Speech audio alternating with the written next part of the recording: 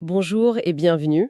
Aujourd'hui, on va se plonger dans un texte qui, à première vue, parle de paix, de construction, mais qui est en réalité une petite bombe, politique et sociale pour son époque. Oui, tout à fait. Notre source, c'est un extrait de la lettre de l'apôtre Paul aux Éphésiens, juste quelques versets, chapitre 2, les versets 17 à 22. Et il faut bien se rendre compte que le défi de Paul à ce moment-là est immense.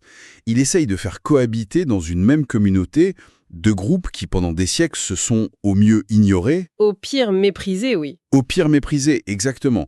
Les juifs et les non-juifs. C'est ça le cœur du problème. Et la note qui accompagne le texte, elle insiste vraiment là-dessus. Il faut comprendre ce contexte qui est explosif pour saisir la portée du message. Absolument. Ce n'est pas une méditation abstraite, c'est presque un manuel de consolidation de la paix pour une communauté naissante et très fragile. C'est ça.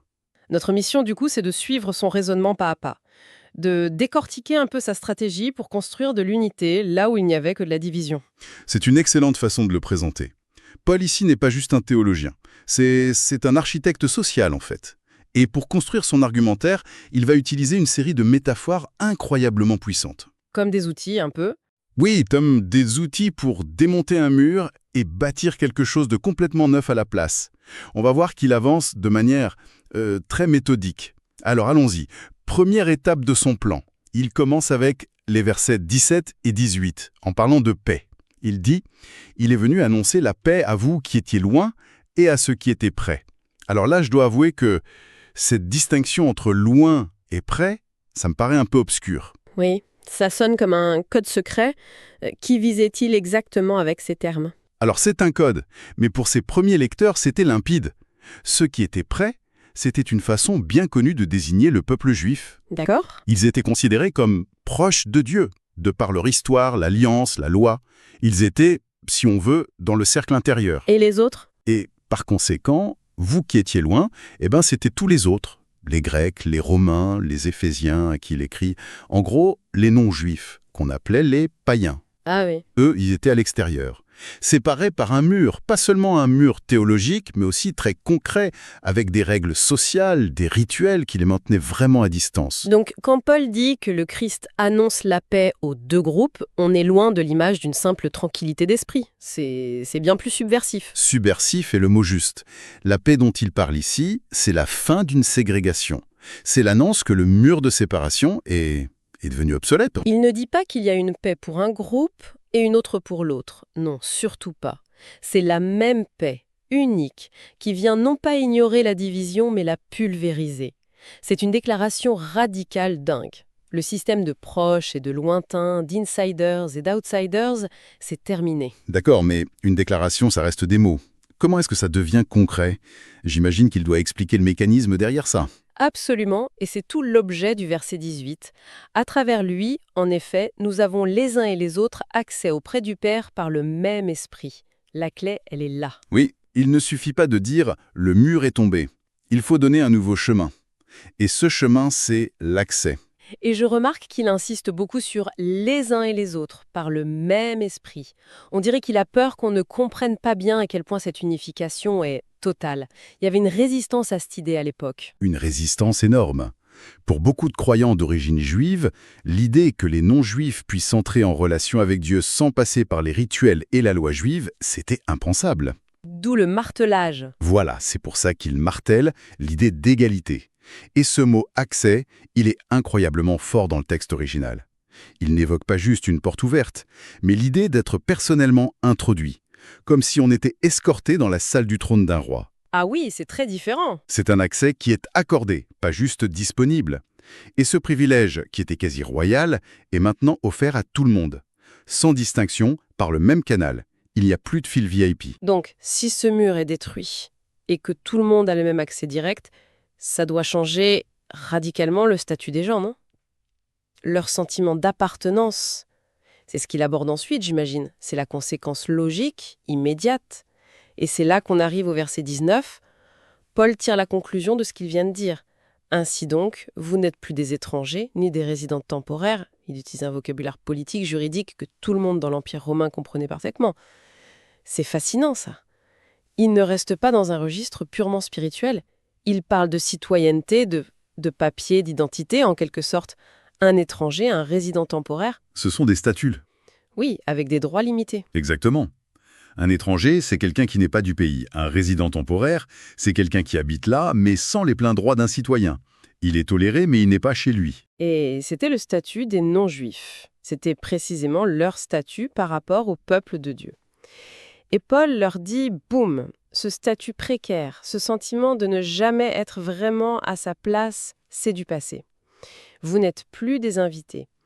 Et comme toujours avec lui, il ne nous dit pas seulement ce qu'ils ne sont plus.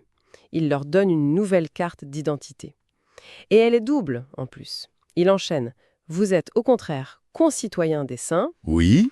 et membres de la famille de Dieu. Et là, il y a une progression magnifique. C'est un coup de génie. Il commence par concitoyens des saints. C'est la métaphore de la cité, de la police grecque. D'accord. Il leur dit, vous avez obtenu la citoyenneté pleine et entière dans la cité de Dieu. Vous avez les mêmes droits, le même statut que les saints, c'est-à-dire les premiers croyants, ceux qui étaient là avant vous. C'est la fin de la discrimination légale. Mais il ne s'arrête pas là. Passer de résident temporaire à citoyen, c'est déjà énorme. Mais il va encore plus loin. Oui, parce que la citoyenneté, ça peut rester un peu froid, un peu administratif. Alors, il passe de la cité à la maison, de concitoyen à membre de la famille de Dieu. Ah, c'est une autre dimension. Complètement. On n'est plus dans le droit, on est dans l'intime. La famille, ça parle d'appartenance, d'amour, d'héritage, d'une identité partagée qui est bien plus profonde qu'un passeport. Waouh! Donc il n'y a absolument aucune échappatoire. On ne peut pas dire « Bon, d'accord, je suis citoyenne, mais je ne me sens pas vraiment de la famille ». Il ferme toutes les portes qui pourraient mener à un sentiment d'être un membre de seconde zone. C'est exactement ça. C'est une inclusion totale, à la fois publique et privée. C'est précisément ça. Il redéfinit complètement la notion de chez-soi. Le chez-soi n'est plus un lieu géographique ou une culture, mais une communauté de personnes unies par cette double appartenance, à la même cité et à la même famille. Et juste au moment où l'on pense qu'il a atteint le sommet de son argumentation, il change complètement de registre. On quitte la mairie et la maison familiale pour arriver sur un chantier de construction. Oui, il passe à une métaphore architecturale. Verset 20, « Vous avez été édifiés sur le fondement des apôtres et prophètes, Jésus-Christ lui-même étant la pierre angulaire. » Pourquoi cette image? Qu'est-ce que cette pierre angulaire vient faire ici? Cette image est cruciale pour la suite. Dans l'architecture de l'époque, la pierre angulaire, ce n'était pas une pierre décorative. C'était la toute première pierre posée, la plus importante de toutes. C'est elle qui donne la direction. Voilà. C'est elle qui garantissait que les angles soient droits et que tous les murs soient parfaitement alignés. Si la pierre angulaire était de travers, tout le bâtiment menaçait de s'effondrer. Elle donnait la direction et la solidité à l'ensemble. Ce qui est fascinant, c'est que si Christ est la pierre d'angle, ça veut dire que cette nouvelle communauté n'est pas construite sur une idée ou une doctrine abstraite. Non, mais sur une personne. C'est une nuance énorme. C'est la nuance fondamentale. Paul dit que l'édifice repose sur le fondement des apôtres et prophètes, c'est-à-dire leur enseignement. Mais cet enseignement n'a de la valeur que parce qu'il est lui-même parfaitement aligné sur la pierre angulaire qui est le Christ. Tout part de lui. Tout part de lui, tout est validé par lui, et tout est orienté par lui. Il est la référence absolue de toute la construction. D'accord, l'image est forte. Mais ensuite, au verset 21, il dit quelque chose d'étrange. C'est en lui que tout l'édifice, bien coordonné, s'élève. Les bâtiments ne s'élèvent pas tout seuls, ils sont construits. Et ce bien coordonné, ça me fait plus penser à un corps vivant avec des articulations qu'à un tas de pierres. C'est une observation très juste. Paul utilise ici un langage qui évoque l'organique. L'édifice n'est pas statique, il est en croissance. Ah oui, l'idée de bien coordonner suggère que chaque pierre est parfaitement ajustée à ses voisines, non pas par la force, mais par leur connexion commune à la pierre angulaire. C'est une structure vivante, en expansion. Et cette construction a un but très précis. Devenir un temple saint dans le Seigneur. Exactement. Et là, c'est encore une affirmation explosive pour l'époque. Le temple, pour ses lecteurs, c'était soit le bâtiment de pierre à Jérusalem, soit les temples païens dédiés à Artémis à Éphèse, qui étaient immenses. Précisément. Et Paul fait voler en éclats cette conception. Il dit « Le nouveau lieu où Dieu habite, la nouvelle maison de Dieu sur terre, ce n'est plus un bâtiment fait de main d'homme, c'est vous. » C'est vous. C'est cette communauté de gens que tout opposé, maintenant unis. La présence de Dieu n'est plus confinée dans un sanctuaire. Elle habite au milieu des relations humaines, au sein de ce corps social. C'est une révolution copernicienne de la spiritualité. Il démocratise la présence de Dieu, en quelque sorte. Mais est-ce qu'il parle du groupe dans son ensemble, de manière un peu abstraite, ou est-ce que ça me concerne moi en tant qu'individu initie? Il anticipe la question. Et c'est là qu'intervient le tout dernier verset, le 22, qui ramène cette vision grandiose à une échelle très personnelle. Il conclut: c'est en lui que vous aussi, vous êtes édifiés avec eux pour former une habitation de Dieu en esprit. Le vous aussi est capital. Il est capital. Il regarde ses lecteurs éphésiens, ses anciens lointains, et il leur dit: vous êtes partie prenante de ce projet divin. Chacun de vous est une pierre indispensable. Donc chaque personne est une pierre vivante qui est activement ajoutée à cette construction. C'est ça. Le vous est à la fois collectif et individuel. Et l'image finale, une habitation de Dieu en esprit, synthétise tout. On est passé d'individus isolés, hostiles, à une structure unifiée, vivante, et dont la finalité est d'être le lieu même où la présence de Dieu se manifeste. Et comment se manifeste-t-elle? Non pas par des miracles spectaculaires, mais en esprit, c'est-à-dire à travers l'harmonie, l'amour, le service, l'unité qui lie ces pierres vivantes les unes aux autres. Le parcours est vertigineux en si peu de mots. Si je résume la stratégie de Paul, il commence par démolir le mur de la haine en annonçant une paix radicale. Oui, Ensuite, il donne à tout le monde une nouvelle carte d'identité, un double statut de citoyen et de membre de la famille pour que personne ne se sente exclu. C'est ça? Et enfin, il leur donne un projet commun. Construire ensemble, comme des pierres vivantes, une demeure pour Dieu. Il passe de la démolition à la réconciliation, puis à la construction. Parfaitement résumé.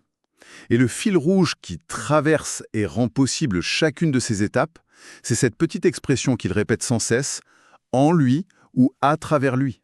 ah c'est vrai. C'est en Christ que la paix est là. C'est à travers lui qu'on a accès. C'est en lui que l'édifice tient et grandit. C'est le ciment qui lie chaque métaphore et chaque étape de cette transformation. Sans cet élément central, tout l'édifice de son argumentation s'écroule. C'est le pivot absolu. Pour terminer, et pour laisser matière à réflexion, une dernière pensée me vient. Le passage se termine sur cette image incroyablement forte de la communauté comme habitation de Dieu. Oui, si on prend ça au sérieux, pas juste comme une belle poésie, mais comme une réalité. Qu'est-ce que ça change concrètement? C'est la question essentielle. Oui. Si l'on se voit non pas comme le membre d'un club ou d'une association, mais comme une pierre essentielle d'une demeure divine vivante, comment est-ce que ça peut influencer la manière dont on gère un désaccord, dont on accueille un nouveau venu, dont on interagit au quotidien? Ça élève considérablement les enjeux de nos relations, non? Bien sûr. Qu'est-ce que ça change de savoir que la façon dont je m'ajuste à la pierre d'à côté contribue ou non à faire de l'ensemble un lieu où le divin peut habiter? C'est une pensée assez vertigineuse.